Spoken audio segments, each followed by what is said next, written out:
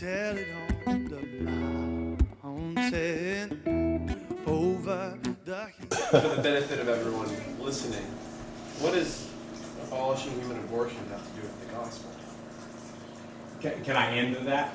Yes. Well, I'll say this right now. Like the sort of, if you were to look at like the Isaiah 1 passage right there, you say like, well, what in the world? Like, how do people sort of like get clean? How do people get washed? Like, what?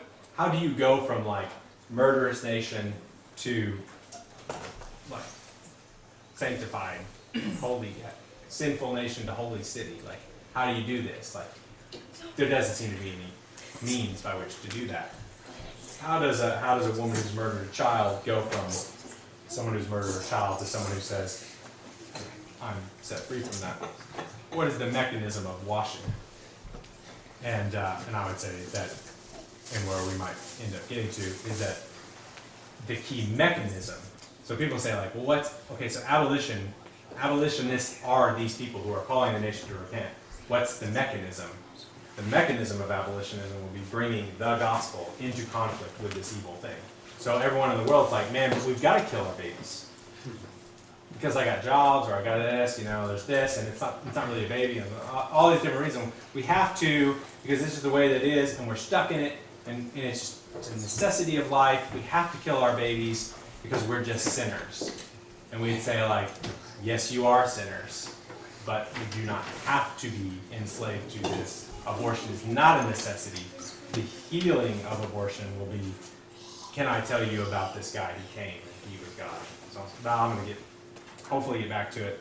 But it's good to never sort of like make, okay, what's the difference between an abolitionist and a pro-lifer? Well, an abolitionist brings the gospel into it and a pro-lifer doesn't. Plenty of pro-lifers bring the gospel into it, but and would still be looking at it like, I'm a Christian in a culture that kills its children, I fight abortion, and when I'm out at the clinic, I'm going to preach the gospel. But they may not be abolitionists because they may not be seeing and looking at the situation as we need the people of God to rise up and establish justice. They may be seeing themselves as, I'm going to go to the abortion clinic, and the most effective thing I can do is try to lead that person to the Lord. That doesn't necessarily mean they're an abolitionist. Because an abolitionist is taking the framework of, okay, Christianity is this. God redeemed a people, set them aside for love and good deeds, and they live in a culture that kills its children. What are they supposed to be? Cities on hills, salt, light, calling everyone to repent and believe the gospel. Not just partaking in unfruitful deeds of darkness, but rather exposing them. Christians in a culture that kills its children. Well, when you're talking to someone, why do they want to kill their baby? Because they're on a path that leads to death and destruction. They're following themselves, and a baby gets in the way of following yourself, therefore they're going to kill their baby. How do they get off a path that leads to destruction and onto a path that leads to life? The gospel.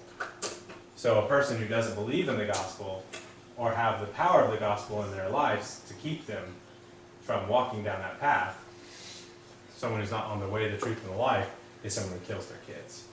A culture that rejects and spurns the gospel is a culture that kills its kids.